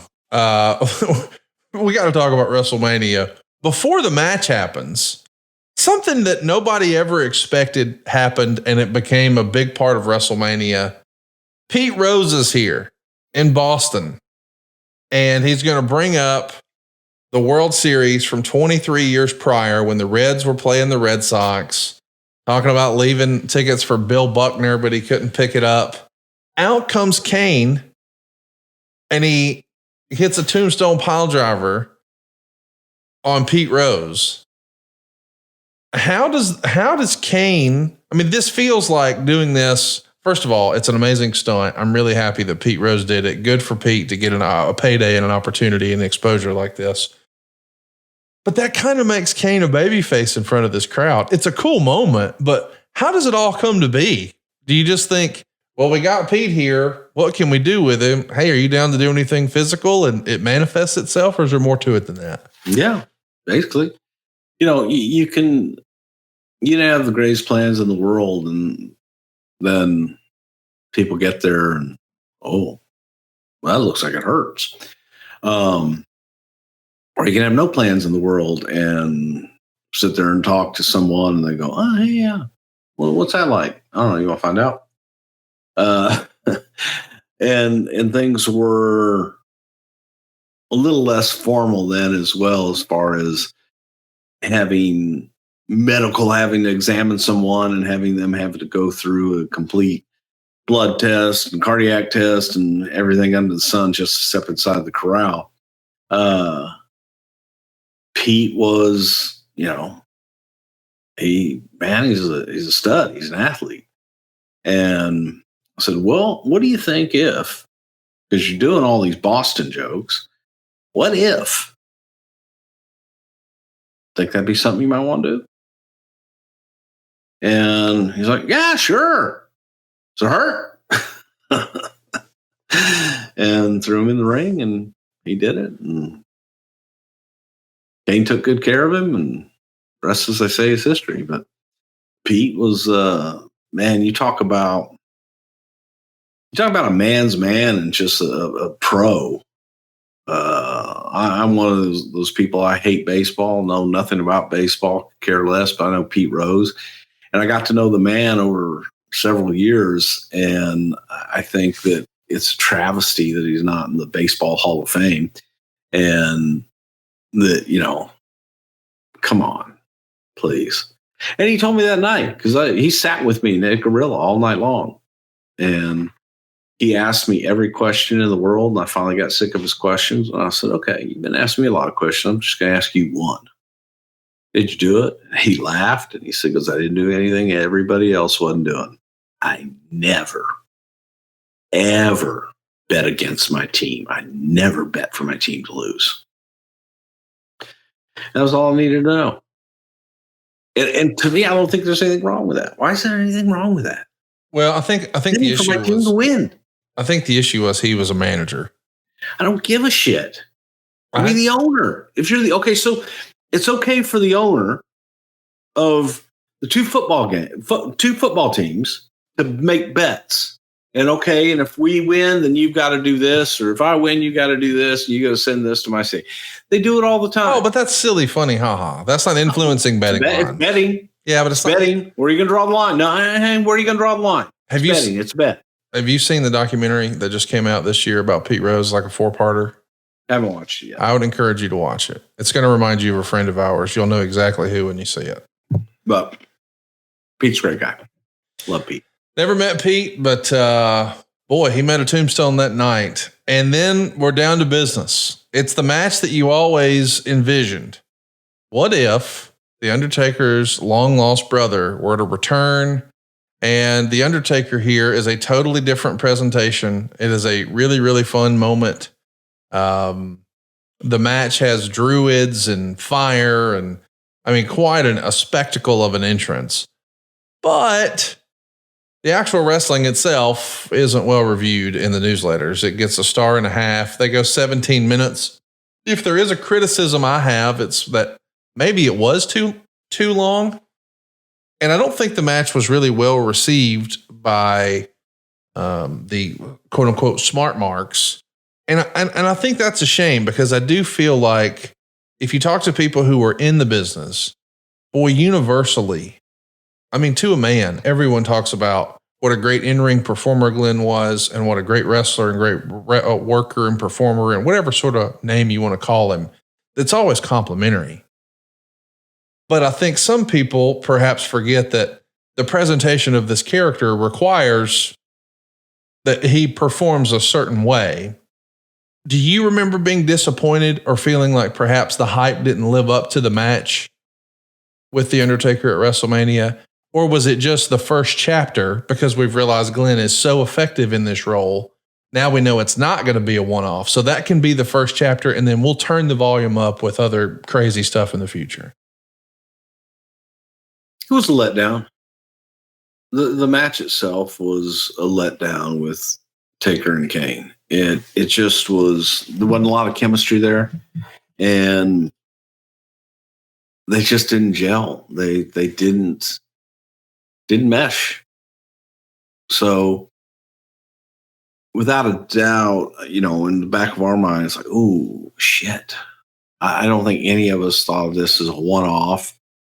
Once we saw the story growing, originally it was meant to be kind of a one-off. But as the story gone on, we got a lot more meat on the bone here. But the match wasn't that great. Just wasn't. Didn't click. And I think that everybody's expectations were so high that no matter what they did, I'm not sure that they could have matched it. Undertaker and Kane had great chemistry as a tag team. They had great chemistry, promos and everything else that they did. But against each other in a match, I don't think they had the greatest chemistry in the world. But it was enough of a great story that I believe the audience kind of forgave them. And we're like, okay, still Undertaker and Kane. The story itself is good. Okay, the match is going to be ugly. Should be ugly. But it didn't live up to the hype, I didn't think. I would agree with that. And that makes me wonder, like, as soon as it's over, do you start thinking about Unforgiven, or did you already have Unforgiven and the Inferno match in mind before WrestleMania? We probably didn't until afterwards. We think we wanted to see how it went. Yeah. The idea here is we're going to surround the ring in fire. We're going to call it an Inferno match. And I've read that this was actually created in Puerto Rico, like years prior, and it was a crazy spectacle. I've actually seen tape of them trying this over in Japan with Onita, the Sheik, and Sabu. And boy, it was horrible. Those guys could not breathe. They had to get out of there as quickly as they could. When you have the idea, was your inspiration like movies or comic books or something like that? Or was it what you'd seen in Puerto Rico and Japan, but like, hey, let's learn. I've never seen anything in Puerto Rico. I've seen the bullshit in Japan and knew that couldn't work. Right. That was horrible. And the idea was pitched. It's like, okay, well, how do we do that? And then we got everybody on the phone. It was like, we want to surround you. You can't do fire on the ropes. You're going to burn the ropes. They're That's rope. Right. Okay. And it's just dangerous as hell. How can you do an Inferno match safely? Which is how this apparatus came to be, that you surround the ring, the tube, with these long, just flamethrower basically things. It was kind of like a giant gas stove. And you had propane being fed in, so you had a long ass propane pipe that attached to this thing, and the controls were at ringside, so you could raise the flames, lower the flames, and things of that nature. And when we originally talked about it, it's like, what if, we surrounded the ring with fire? Okay, great. Can we do it? Oh, we'll figure it out. Got to be a way. We'll figure it out. How most of that shit starts. So we figured it out. They showed it to us and all this stuff. Okay. Well, then the stipulation that the only way to win is to catch your opponent on fire. Well, we're thinking, okay, that's easy, because Kane's fully covered for the most part, and we can catch him on fire, and he can lose without having to lose. Okay. How do you do that? Now, when the people are explaining to you how to do this shit, you're going, okay, cool, that works. But then when you get there the night before, they go, okay, well, they got to go over here to do this, to get this prep done. And whoa, we're in the middle of a fucking match here. In the middle of a match, you can't just go to fucking props and gets fitted for a fire suit. Well, that's the only way to do it.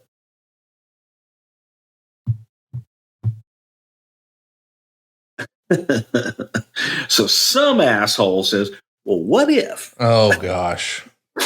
What if we did all that shit before the match and they wrestle in it? And then at that point, all we got to do is just somehow get the outside done and then boom, get them on fire. All right. Well, I guess you could do that. And it's like, well, is it safe? Well, there's a good chance that, maybe some of that stuff will evaporate because they're going to get burned. Well, they could. I'm like, well, fuck. Anybody could. People in the front row could get burned. But yeah, we rolled the dice and we rehearsed it and knew that we had, so much time before that shit, before it was no longer safe.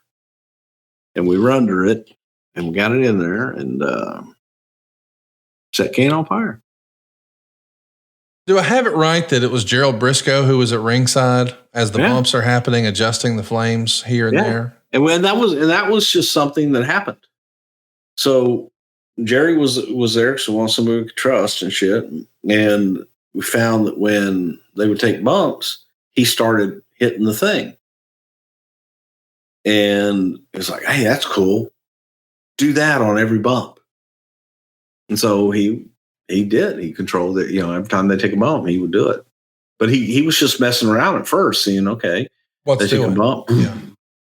And that's cool. Yeah, do that again. It's my understanding that there was, in theory, an idea to have some sort of a walkthrough the night before. And as crazy as this sounds, from what I understand, that walkthrough never happened. I think Kane and Paul Bearer were making an appearance somewhere. There was a car service that was supposed to bring them there. The car service took them the wrong way. So they don't wind up having an opportunity to do this walkthrough. I just want everyone to appreciate that meant Glenn Jacobs went into this match having not walked through it the day before. Just wake up and go to work and they're going to set me on fire today. Quite a commitment from Mr. Jacobs here. No, they made it. Yeah, they made it work. No, they made it that night. We sat there and waited for him all night long. The guy did go the wrong way, whole 9 yards.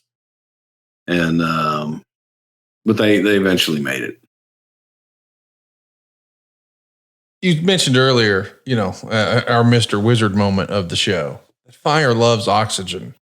I've been able to see and read and hear interviews from guys who were over in Japan that with every bump they would take, they're gasping for air because they're trying to wrestle a match. Oh, yeah. But now they're competing with the fire. So there's actually less oxygen in the ring. This is a much tougher, it's more than just, it's warm in the corner. It's more than that, right?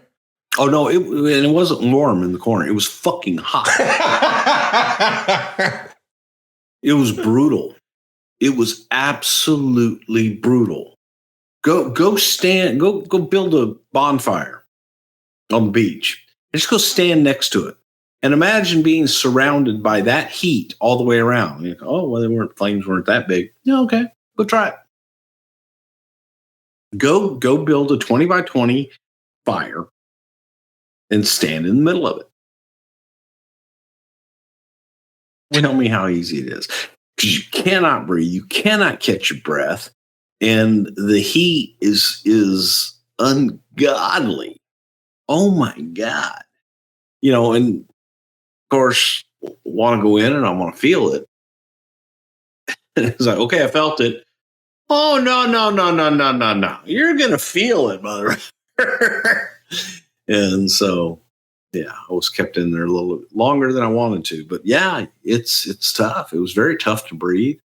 And I'm not sure that, I'm very sure, that was taken into consideration, but that wasn't a concern that was brought up until you're actually in it. Because you're thinking, okay, it's around the ring, so it's not in, but it was right on it. And when the wall of flames go up, man, that's just pure unadulterated heat. And very, very difficult to breathe in. There's only been a handful of these Inferno matches in WWE history, but there's a reason for that. I was going to say, this is the very first one. When Kane and the Undertaker come to the backstage area after this, is everyone kind of in agreement? And I know this would change, but at the time, does everyone say, never again? We ain't never doing this again. And of course, never was next year, but. No, because to me, that was Kane's match. Oh, really? Okay. At that point, I'm like, that's your match. You've talked about your real life relationship with the Undertaker and how he loves giving you shit about some of the opponents that you booked him in. We just recently talked about the Punjabi prison match. You had to be getting an earful after this Inferno match from the real life Undertaker. No, not really. Because, this was kind of a group decision. Okay. This is like, hey, what else can we do? What can we do that's different? And so everybody had a voice in this one. So if you felt like the WrestleMania match, the first time Kane and Undertaker touched, besides the tombstone right up front, if that was a disappointment, would you consider the Inferno match a disappointment, or do you felt like it delivered? Well, it delivered, and then we set Kane on fire and got to see the flying cow.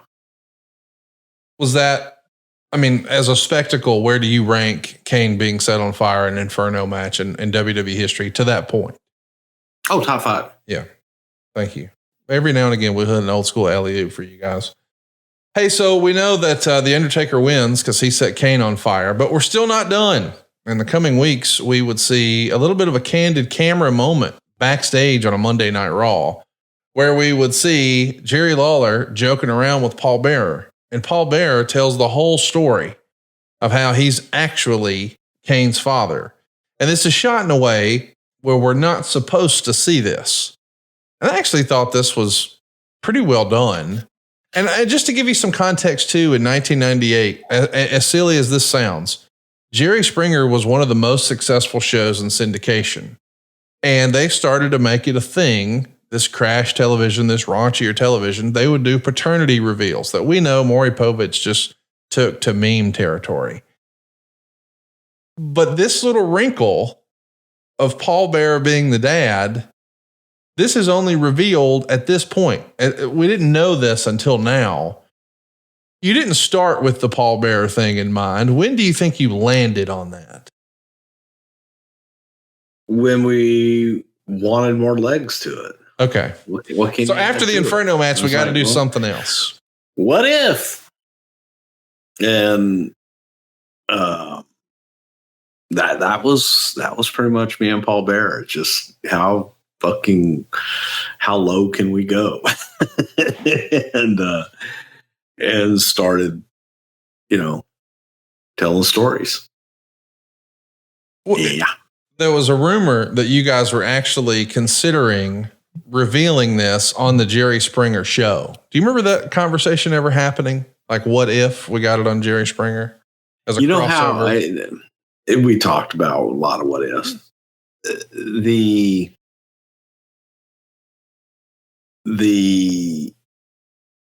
part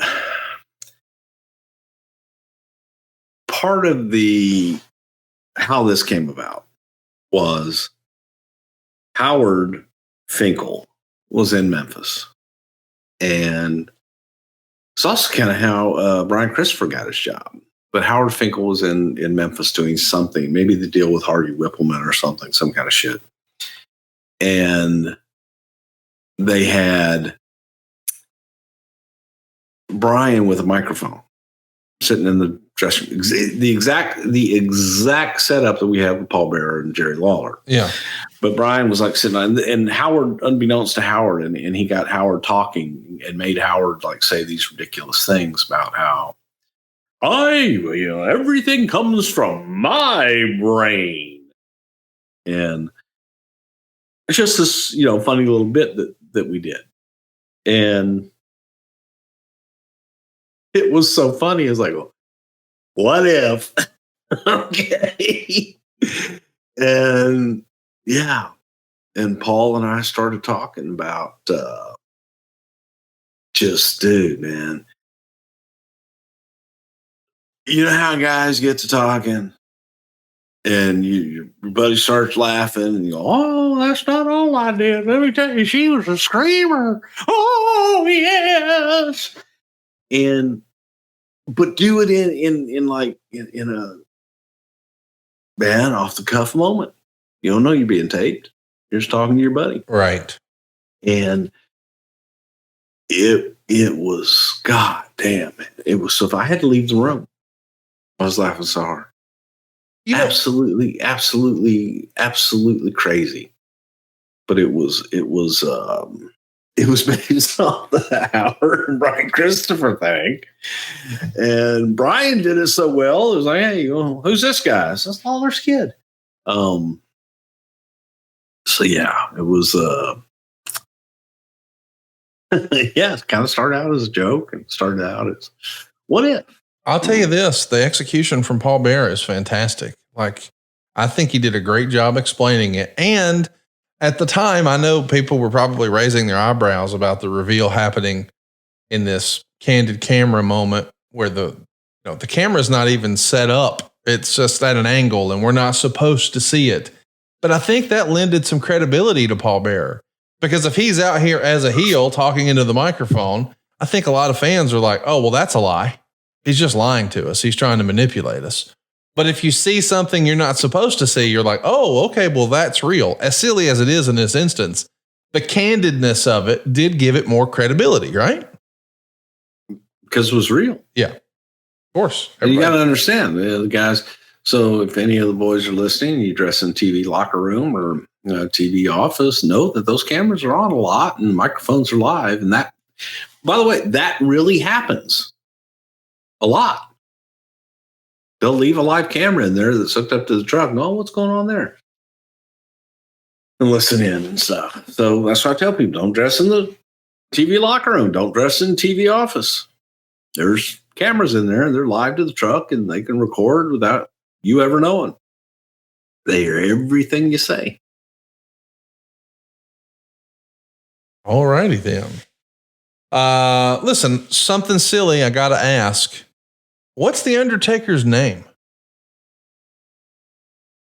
Like, he had a brother named Kane. Yeah. What was the Undertaker's name? What did Kane think his brother's name was? Did anybody ever ask you that? What was his name? The. So it was Kane and the. My bad. Yeah. Okay. Or you call him Mr. Undertaker. So as a kid, when he was in school, he had a lunchbox. Mm-hmm. His mom made him sandwiches. Mm-hmm. When he had gym class, on the back of his underwear, it said Undertaker. Yeah. Got it. That's cool. I just needed to know. Just learning. Black underwear. Well, what else would it be? Okay, we're going to go ahead and call it an episode for now. There's no way we can cram all of Kane in there. Now we know who Kane's daddy is. Too. What's that? Black socks too. Of course. An Undertaker. We're going to be back talking about Kane winning the world title. We're only a couple of months away from Kane becoming the world champion. I don't think anybody would have called that. Talk about the first best year ever. I think a lot of people talk about, Kurt Angle's first year and a lot of other talent's first year. Boy, Kane is just off to the races here. But we'll take a time out here from May of 1998. By June, he's the champ. And there's lots more to talk about on Kane. This was a fun episode today, Bruce. I never knew what to expect when we finally delved into the Kane character, because I felt like you've told enough stories around it that we had maybe covered it all. But I feel like we got a lot of new stuff out there today. So thanks for the time this morning. I love talking about Kane with you. Absolutely. Your home for all things Something to Wrestle is somethingtowrestle.com. If you just can't get enough Bruce Prichard, we got plenty of clips in all of our archives at somethingtowrestle.com. If you'd love to advertise your product or service here, we'd love to help you with that. We've got a super targeted audience, a lot of dudes listening. So if you're looking for men 34 to 55, we got them. Advertisewithbruce.com is where he can hook you up. Pretty active on social media with our show accounts as well. It's at Prichard Show on Twitter, Instagram, and it's Something to Wrestle over on Facebook. I am at Hey, it's Conrad on Twitter, at Hey, it's Conrad Thompson on Instagram. But your home for all things Something to Wrestle is somethingtowrestle.com. Be sure to hit that subscribe button, turn on the notifications bell. Throw us a 5-star review if you think we've earned it. And we'll hit a couple of questions here before we put a button on this one. Instagram, a wrestling historian, says, do you think Kane should have been world champion on more occasions, or was he better off as a special attraction? You've mentioned before in your mind, Bruce, there's some talent that quote unquote don't need a belt. Does Kane qualify as one of those characters? Kane doesn't need anything but Kane. Yeah. Josh says, happy 8th anniversary, guys. One of the greatest signs of respect is to name your kid after someone. What went into naming your son Kane? Of course, you acknowledge that that was actually your wife's call. What did your son think of sharing a name of the pretty famous WWE superstar? Well, I told him I named Kane after him. Oh, I got you. I love that. We've got the Nason here who says, how did they come up with the red and black color scheme for Kane? Is it just as simple as fire, or is there more meaning behind the choice? Yeah, I think you laid that one out. Is it just fire? Fire. That'll do it, boys and girls. We're going to put a button on it. Next week, we're going to be talking a little about one of the most memorable Monday Night Raws of all time. It went down on August 20th, 2001. It's what we were calling Stone Cold Steve Austin Appreciation Night. Lance Storm's going to super kick a little person. Sarah's going to take on DDP in a main event match. And of course, this is the infamous Milk-A-Mania Monday Night Raw. That's what we're doing next week. Get your questions in now at somethingtowrestle.com, and we'll see you sooner rather than later right here on Something to Wrestle with Bruce Prichard. Sometimes Jimmy Jam came along. Those were the best days. Now they're gone. It's been 10 years since you ain't been around. Lord, I need my best friend now. Go check out Freebird Road on YouTube. Freebird Road by Michael P.S. Hayes. Because sometimes Jimmy Jam came along. Those were the best times.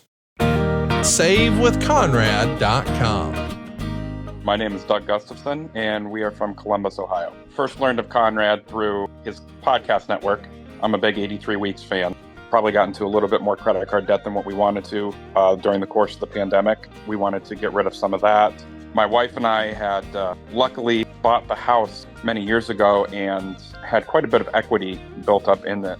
We are looking to actually redo our bathroom, things around the house that we wanted to do with the other equity that we have left over. We've been talking about refinancing forever, and I finally just took the plunge and called the number, got a hold of him, and from start to finish, it was just fantastic. I had Diane within the day. The communication with her was fantastic. The process moved quicker than I could have ever hoped. My name's Doug Gustafson from Columbus, Ohio. I ended up saving $800 a month with Save with Conrad, and am able to also update our bathroom. NMLS number 2129, Equal Housing Lender. SaveWithConrad.com.